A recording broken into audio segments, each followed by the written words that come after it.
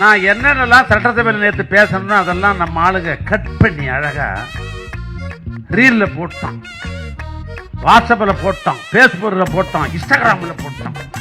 நான் நினைச்சிட்டாடா சட்டத்தை போட்டு வெளியே வரும், எப்படி எனக்கு தெரியுதுன்னா வண்டியில் வந்து சொன்னார் ஒரு நண்பர், நம்ம சட்டமன்ற உறுப்பினர், அண்ணா எல்லாம் லைவில் போயின்னு இருக்குது, நம்மளால கட் பண்ணி போட்டபடியே இருக்கிறான்.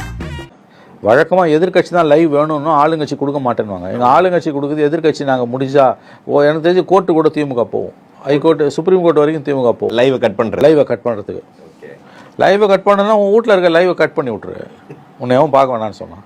நல்ல மக்கள் மத்தியில் திமுக எக்ஸ்போஸ் ஆகிட்டு இருக்குது. ஏன்னா சின்ன பசங்க கூட வந்து சினிமா பார்த்தவங்க இன்றைக்கி அசம்பிளியை பார்க்குறாங்க. அதுக்கு காரணம் வந்து பல ஆண்டுகளாக டிவியில் வந்தாலும் இப்போ தான் ஒரிஜினலாக வருது.